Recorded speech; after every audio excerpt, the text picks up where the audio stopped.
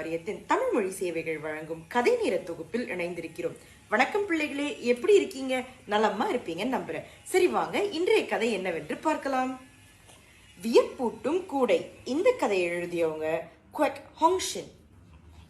சியாமிங்கின் வீட்டு சுவரில் கையால் பின்னப்பட்ட ஒரு அழகிய கூடை தொங்குகிறது.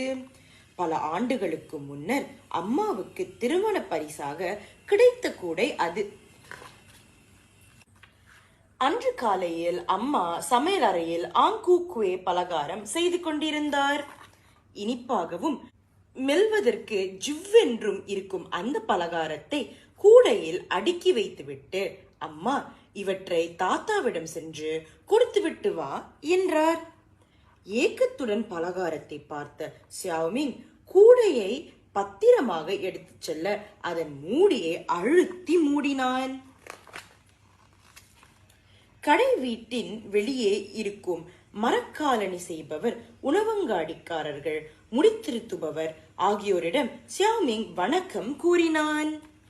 இதோ சியாமிங் வணக்கம் சொல்லிட்டு சொல்றாரு. காலை வணக்கம் சியாமிங். அவர்களும் பதிலுக்கு வணக்கம் கூறினார்கள்.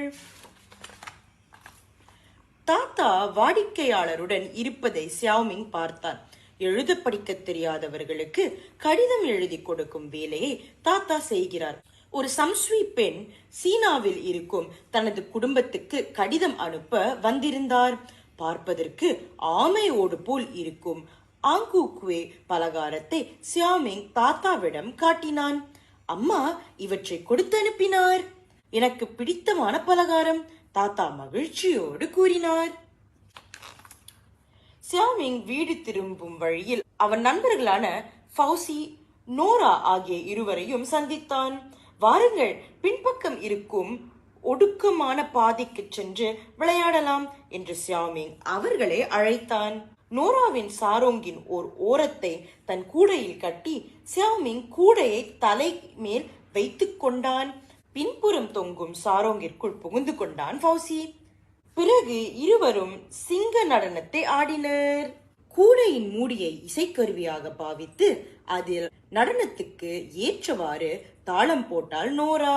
டொங் செங் டொங் செங் டொங் செங் செங். ஃபவுசிக்கு இன்னொரு யோசனை தோன்றியது. கூடையை அவன் சுவரின் பக்கத்தில் வைத்ததுமே அடுத்து என்ன விளையாட்டு என்று நோராவுக்கு புரிந்துவிட்டது. மண் நிரம்பிய 5 சிறிய தூண் பைகளை அவள் வெளியே எடுத்தாள். நான் தொடங்குகிறேன், நோரா கத்தினாள். பின்னால் தள்ளி நின்று கூடையை நோக்கிய முதல் துணிப்பையை அவள் வீசினாள். துணிப்பை கூடையில் விழவில்லை. அவள் குறி தப்பியது. அந்த சிறிய பைகளை கூடைக்குள் வீச நண்பர்கள் ஒருவர் பின் ஒருவராக முயற்சி செய்தனர். ஒரு கண்ணால் பார்த்து சியாமிங் குறி வைத்தான். அவன் எரிந்த துணிப்பைகள் ஒன்றின் பின் ஒன்றாக கூடைக்குள் விழுந்தன. ஃபவுசியும் நோராவும் உற்சாகத்தில் கூச்சலிட்டனர். உனக்குத்தான் வெற்றி. பிற்பகல் வெயில் சுள் என்று சுட்டது. சியாமிங் கூடையின் மூடியை தொப்பி போல அணிந்து கொண்டான். அம்மா தேடுவதற்கு முன்னர் வீட்டுக்கு செல்ல வேண்டும்.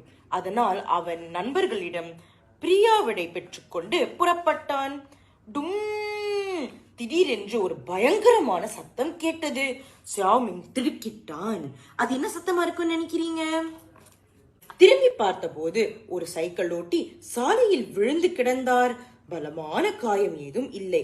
ஆனால் மங்கூஸ்தீன் பழங்கள் சாலையில் சிதறி கிடந்தன. சியாமிங் மங்கூஸ்தீன் பழங்களை பொறுக்கி கூடையில் வைத்தான். ஆண்டி, இதோ உங்கள் மங்கூஸ்தீன் பழங்கள் என்றான் சியாமிங். அட, நன்றி அப்பா என்றார் அந்த பழ வியாபாரி. இதோ சில பழங்களை வீட்டுக்கு எடுத்துச் செல்.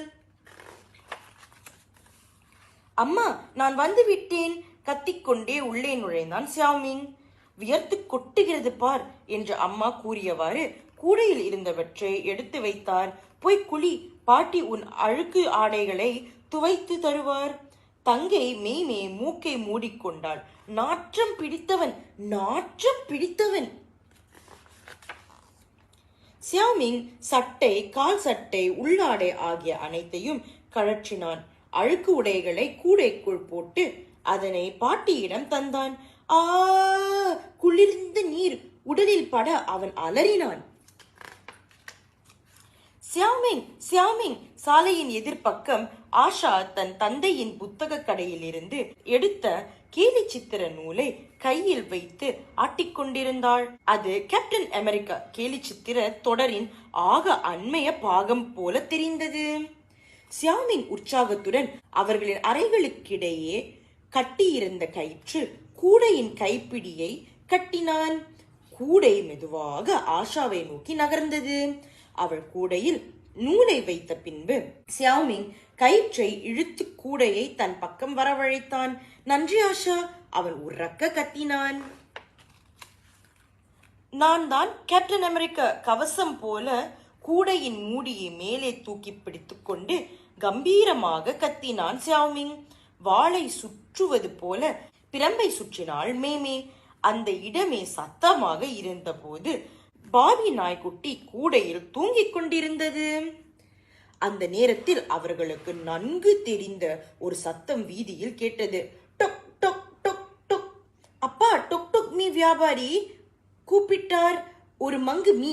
சியாமிங்கும் மெய்மேயும் பாபியை கொஞ்சி கூடையிலிருந்து வெளியேற்றினர். அப்பா 20 காசை கூடையில் போட சியாமிங் கூடையில் பிடியில் கயிற்றை கட்டினான். கடை வீட்டின் 2ஆம் மாடியிலிருந்து கூடையை அவர்கள் இறக்கினர். காசை எடுத்துக்கொண்டு உணவு அங்காடிக்காரர் ஒரு மங்கு மீயை கூடையில் வைத்தார். உணவு கீழே சிந்திவிடாமல் இருக்க அப்பாவும் சியாமிங்கும் கவனமாக கூடையை மேலே இழுத்தனர். சுவையாக உள்ளது, மீயை உறிஞ்சி சாப்பிட்டபடியே சியாமிங்கும் மெய்மேயும் கூறினர். வானம் இருட்டத் தொடங்கியது. பாட்டி மண்ணெண்ணெய் விளக்கை ஏற்றிவிட்டு தைப்பதற்கான துணியை வெளியே எடுத்தார். திடீரென்று பலத்த காற்று வீசியது. பாட்டியின் துணியும் நூல் கண்டுகளும் காற்றில் பறந்தது, கீழே விழுந்தன. பாட்டி, நான் உங்களுக்கு உதவுகிறேன் என்றான் சியாமிங். அவனும் மெய்மேயும் எல்லா பொருள்களையும் கூடையில் அழகாக அடுக்கி வைத்தனர். மெல்லிய வெளிச்சத்தில் பாட்டி ஒரு கிராமிய பாடலை முணுமுணுத்துக் கொண்டிருந்தார். வியப்பூட்டும் கூடையை வைத்து அவன் அன்று அடைந்த மகிழ்ச்சியை பற்றி நினைத்துக் கொண்டே சியாமிங் தூங்கி போனான். இத்தோட இந்த கதை முடிகிறது. கடை வீடுகள், சம்ஸ்வி பெண்கள், டொக் டொக் மீ கடைக்காரர் என்று அன்றைய வளரும் சிங்கப்பூரை இன்றும் வளரும் சிங்கப்பூரில் இருந்து பார்ப்பது ஒரு இனிமையான அனுபவம். நிச்சயமாக அது ஒரு அழகிய நிலா காலம்தான். இந்த கதை உங்களுக்கு பிடித்திருக்கும் நம்புறேன். மீண்டும் வேறு ஒரு சுவாரஸ்யமான கதையுடன் உங்களை சந்திக்கும் வரை உங்களிடமிருந்து விடைபெறுவது ஹர்ஷினி கணபதி.